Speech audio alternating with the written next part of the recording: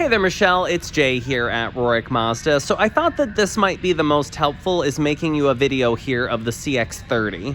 Now, granted, on your TrueCar request, the trim level that you selected was the preferred level. Now, ultimately, if this trim meets your needs, great. If it doesn't, we'll look through many different options, but I figured I'd at least start here based on your request. I know kind of going through TrueCar can be a little difficult because sometimes it just defaults to a trim.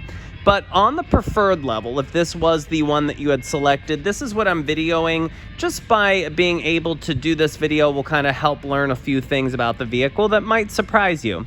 Now, up front, I do always point out that you're going to notice every emblem on Mazdas are fake. The reason why that is flat is that is basically just a housing for a bunch of radar and sonar that communicates with that camera up on the windshield. And that is because all of your safety features are standard at this level. That's going to be everything from all of your collision avoidance systems to your adaptive cruise control to your cyclist pedestrian detection, lane keeping assist. If you're drifting, it will pull you back into the lane. Even your headlights are full LED. Basically, to describe LED lights, you're going to get an occasional person flash the lights at you just thinking you're an asshole with the high beams on. It's just how bright that they are. Now, also a safety feature that's big for me is in these side mirrors, they're going to be your blind spot monitoring system. You might see that little triangle there. That will light up bright orange if it detects that someone's on the left or right side of you. Kind of a cool feature with that is if you're part of the 2% of Pittsburgh that uses a turn signal, it'll beep back at you. Now, kind of going to the rear here, you'll see that it's kind of similar SUV, sort of hatchy profile. You are going to have your dual exhaust pipes down there as this does run the updated 2.5 Skyactiv. I say updated because for the 2023 model year, they got a little bit new tech, so they gained an additional couple horsepower as well as 1 mile per gallon better fuel economy. Everything does go out through all-wheel drive. Now, advanced key will be a thing on this vehicle. That just means if the key is in your pocket, bag, purse, or whatnot, you just walk up, grab the handle. It'll read that you have the key and unlock for you. As you can see, it did there. Now, this interior happens to be called Greige. And yes, I did say Greige. It was kind of like Mazda designers just were, tormented on if they should do gray interior or beige, and they just combine the two. So it is kind of a little bit of both. It's like a very sort of gray beige. I personally like the two-tone look, but some people are more suited with the all black simply because it does wear a little bit better, especially if you're going to have kids or animals and so forth in the vehicle. Now, you are going to see a very kind of Audi style design, and that's basically where Mazda is heading. They really want to be more of a premium mainstream brand.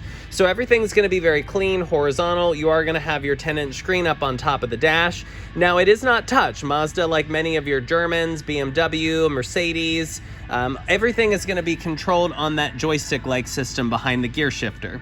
Things such as Apple CarPlay, Android Auto are going to be standard. The preferred is going to add things like your 8-way power seat with power lumbar.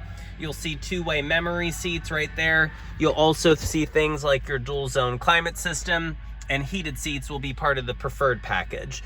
Now, also, you will have connected services in this vehicle. That's going to be an app that you download on your smartphone, and it will allow you to remote start the vehicle. You can lock or unlock the doors. In fact, you can even check tire pressure, schedule service, and so forth from the app. Also, in terms of audio system, you do have 12 speakers standard, and Mazda, their base audio system, such as in this level, it still uses Pioneer audio parts. So it is going to be a very reputable audio system, even standard in this trim level. But this is just sort of a brief overview of things that come on this vehicle. Of course, I could spend another 3 or 4 minutes just going over some more nitty-gritty details that might be helpful, such as the preferred trim levels have park assist mirrors that will tilt down to help you line up with a curb.